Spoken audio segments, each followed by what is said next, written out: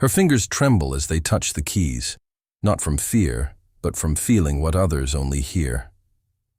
8-year-old Maya's eyes light up as vibrations surge through her fingertips, translating into a symphony her deaf ears will never know. The camera zooms tight on her face, capturing the precise moment pure joy transforms into raw determination. This isn't just a child playing piano. It's a battle cry disguised as music. Suddenly, we flash forward, Maya being physically blocked from a stage, a school administrator's finger pointing at her hearing aids, mouthing words that cut deeper than silence ever could. Security protocol. Behind them, a black security guard, Michael Johnson, watches, his uniform suddenly feeling like a straitjacket as his hand instinctively touches the police badge he keeps hidden in his pocket. What happens in the next 3 minutes will expose how protection becomes the perfect weapon for discrimination, and why one man's stand against it will cost him everything he's rebuilt.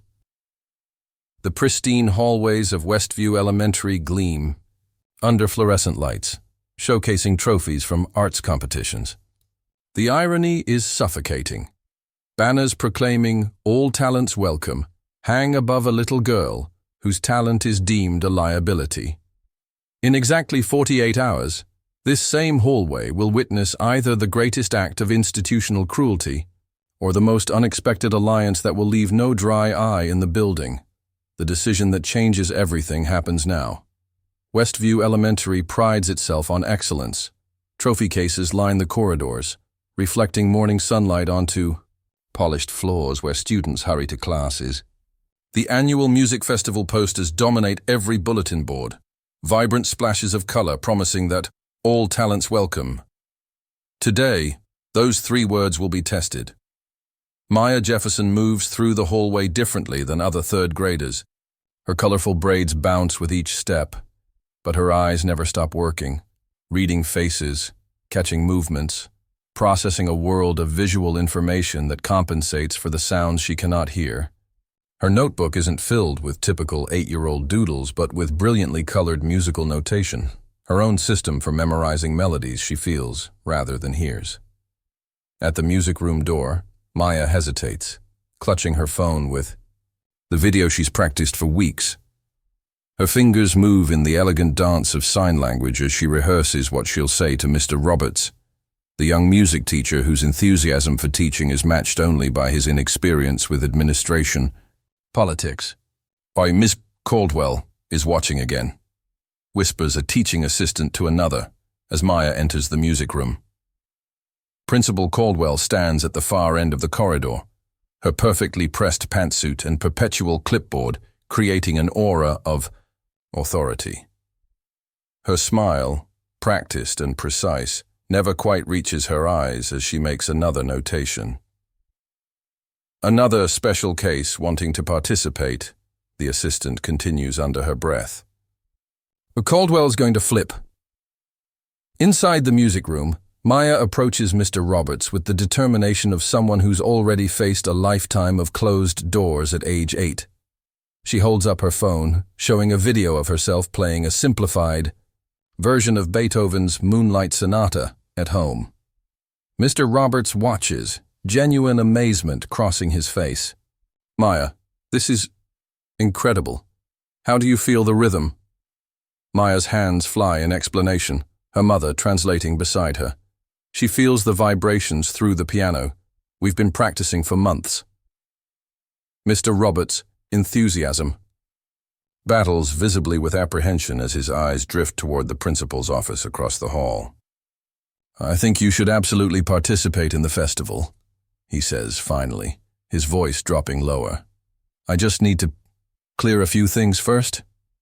Maya beams, not hearing the doubt in his tone but reading the yes in his expression. As mother and daughter leave, Mr. Roberts' shoulders slump slightly, the weight of what comes next already pressing down on him. In the hallway, unseen by either of them, Michael Johnson adjusts his security uniform and watches this exchange with quiet interest, his experienced eyes missing nothing. Principal Caldwell's office feels deliberately intimidating. Awards and certifications strategically positioned to establish authority before a word is spoken.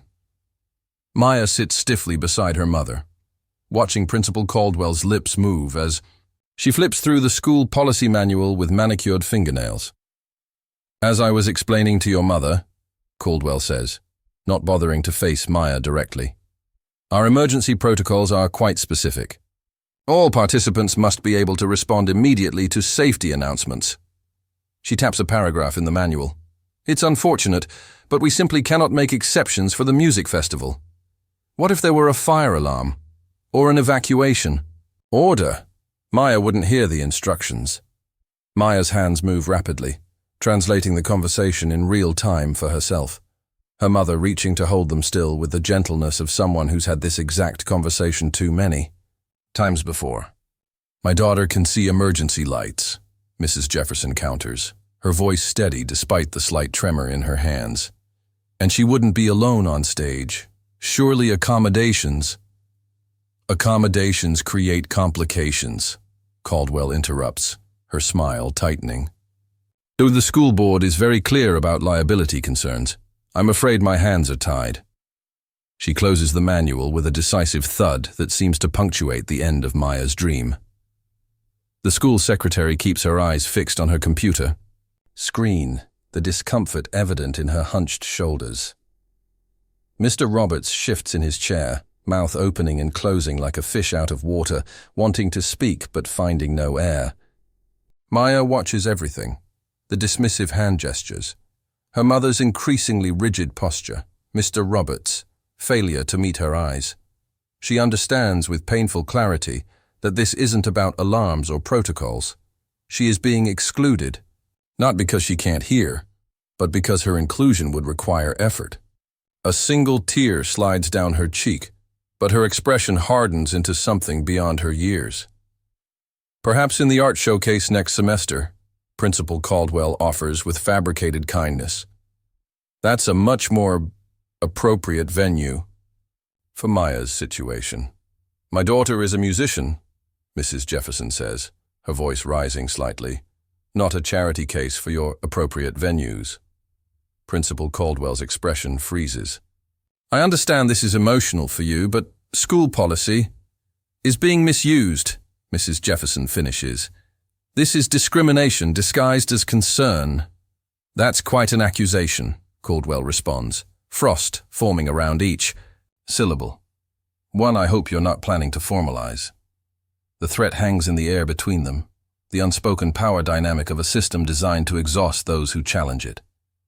Neither woman notices Michael Johnson standing just outside the partially open door, his security uniform bearing the school emblem, his eyes registering every word, every dismissive gesture.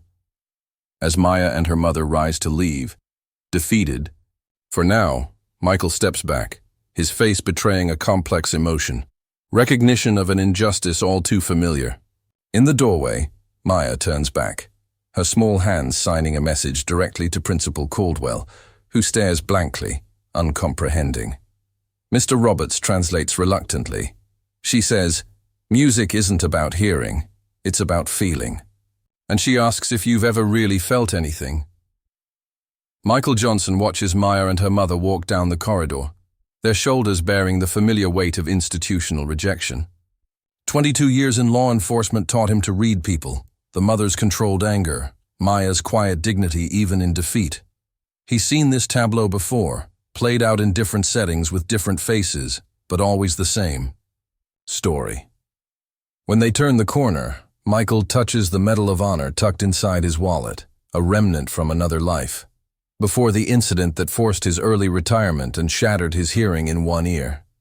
His fingers brush against the photos of his children, lingering on one particular face. Minutes later, the teacher's lounge buzzes with subdued conversation about the Maya situation. Michael enters, ostensibly to check the coffee machine, as part of his rounds. The conversation stutters, then continues as he becomes part of the background, just the security guard, invisible by design. "It's the liability issue," one teacher argues. "Caldwell's just following protocol." "But the girl can play," another counters. "Roberts showed me the video." Michael's posture shifts imperceptibly as he turns. Something in his stance commands attention. the residual authority of his former profession emerging through the security uniform. 15 years on the Yao force, he says quietly, his voice carrying the weight of experience rather than volume.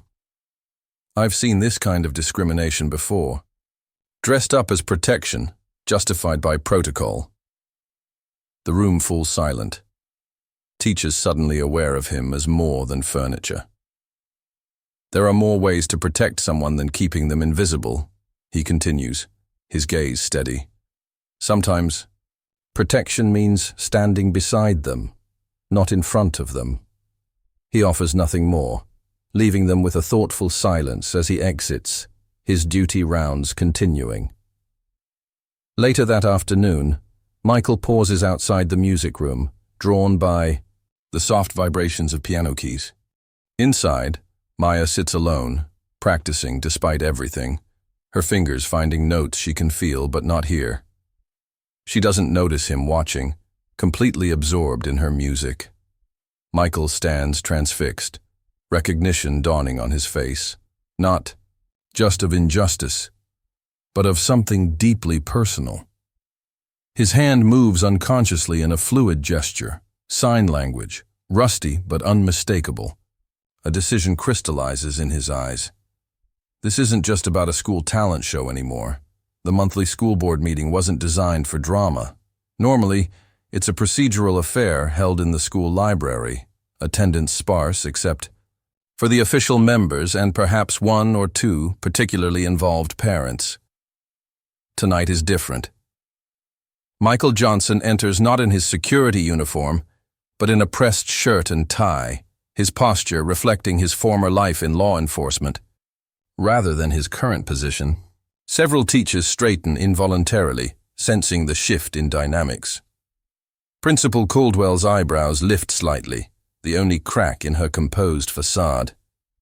Mr. Johnson, the board chairman acknowledges with surprise. Did we schedule a security update for tonight? No, sir, Michael responds, his voice steady. I'm here as a citizen and community member, and as someone with particular insight into the situation involving Maya Jefferson. Principal Caldwell interjects smoothly. That matter has been resolved according to school policy. There's really no need to. I spent 15 years protecting people, Michael continues, his calm tone belying the intensity of his gaze. And I can assure you that safety never means excluding someone for being different. That's not protection. It's discrimination disguised as concern. The room stills, the accusation hanging in the air. Principal Caldwell's posture becomes rigid, her smile tightening into something defensive. Mr. Johnson, while we appreciate your service, school policies regarding emergency protocols are quite clear. A student who cannot hear announcements presents a genuine safety concern during performances. Michael nods thoughtfully before responding. Interesting perspective. Tell me, does the school currently have visual emergency alerts installed? Flashing lights to accompany alarms? Board members exchange glances, the answer obvious from their expressions. Because if safety is truly the concern, Michael continues, pulling out a folder, then the ADA compliance guidelines I've brought suggest you're currently failing all hearing-impaired individuals who might enter this building, not just Maya. He lays out documented statistics on discrimination cases against schools, his methodical presentation reflecting years of police report precision. The tension mounts with each fact presented, occasionally broken by a moment of unexpected perspective. By the way, Michael adds with the hint of a smile, did you know Beethoven composed some of his masterpieces while completely deaf? Imagine if someone had told him it was a safety concern. A few nervous chuckles ripple through the room, briefly releasing the building pressure. Principal Caldwell's expression hardens. Mr. Johnson, this is highly inappropriate and potentially insubordinate, given your position.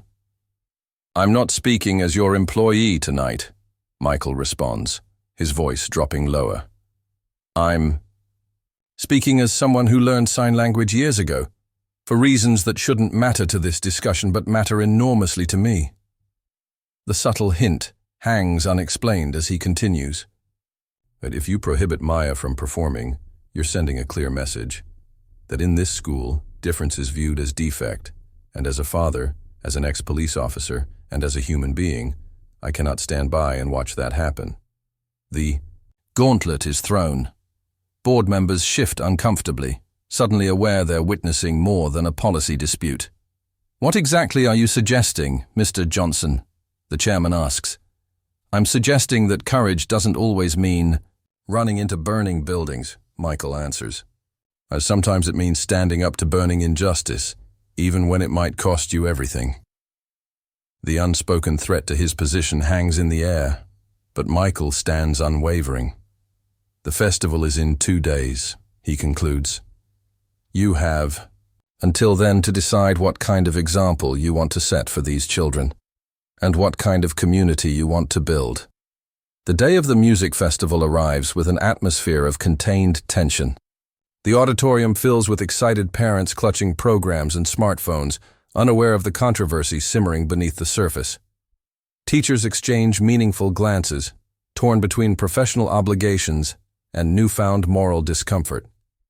15 minutes before the show, Principal Caldwell stands at the entrance, greeting parents with practiced charm. Her eyes periodically scan for Michael Johnson, conspicuously absent from his assigned security post. Her satisfaction at this absence is short-lived. Michael arrives not in his uniform but in a charcoal suit with a blue tie. The transformation is striking enough, but it's his companion that causes Principal Caldwell's composure to falter momentarily. Beside him walks a young woman in her mid-20s, her elegant posture and confident smile drawing attention. Several people notice that she occasionally touches Michael's arm when she speaks, her hands moving in the fluid motions of sign language. They approach Principal Caldwell directly, Michael's expression neutral but determined. "Principal Caldwell, I'd like to introduce my daughter, Sophia Johnson," he says. The principal automatically extends her hand, professional smile intact despite her confusion. Sophia signs as she speaks, her voice carrying the slight inflection common to those who learned speech without hearing it. "It's a pleasure to meet you. My father speaks highly of the school's commitment to inclusion."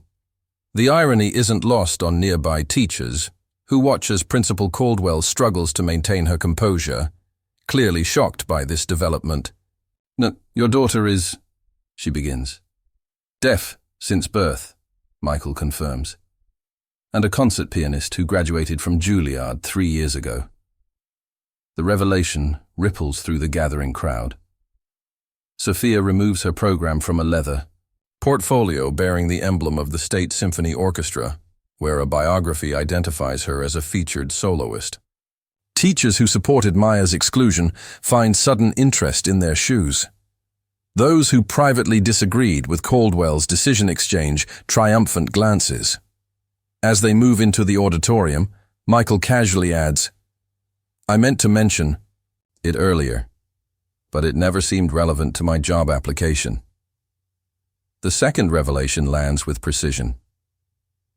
Michael's daughter isn't just deaf. She's accomplished in the very field Maya aspires to enter. Before Principal Caldwell can recover, Sophia turns back, signing something that causes Michael to smile. "My daughter asks if Maya will be performing tonight. She's quite interested in meeting another deaf pianist." The question demands an answer before dozens of watching parents. Principal Caldwell's hesitation speaks volumes. In that charged moment, Michael reveals the final piece of the puzzle. "I wasn't always a security guard," he says quietly. "I left the force after an explosive device damaged my hearing in one ear during a hostage situation.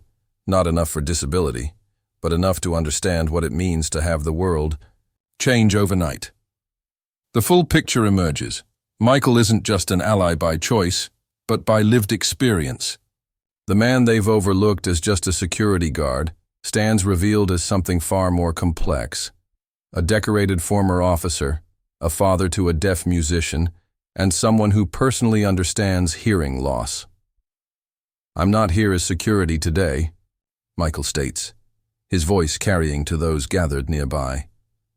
I'm here as a father of a deaf pianist who faced the same barriers and as someone who knows that inclusion isn't a favor, it's a right. Principal Caldwell's face cycles through shock, embarrassment, and calculation as she realizes the situation has evolved beyond her control. Parents are watching, questions forming on their lips about why a talented child might have been excluded from a performance celebrating all talents. The countdown to Maya's arrival has begun. The festival begins with the usual elementary school charm, nervous children performing with varying degrees of skill, while proud parents record every moment. Behind the scenes, the real drama unfolds as Maya and her mother arrive, unaware of the morning's revelations. Michael and Sophia intercept them at the entrance. Surprise registers on Mrs. Jefferson's face as Michael introduces himself properly for the first time. "You're the security guard," she begins, confusion evident. "Among other things," Michael answers with a gentle smile. When Sophia begins signing to Maya, the little girl's eyes widen with recognition, not of celebrity, but of kinship. Their hands fly in animated conversation, a language flowing between them that transcends the chaos around them. "My daughter heard about Maya's talent," Michael explains to Mrs. Jefferson. "As someone who walked this path before her, she wanted to meet her." Understanding dawns on Mrs. Jefferson's face as Sophia kneels to Maya's level, sharing something that makes the girl nod seriously.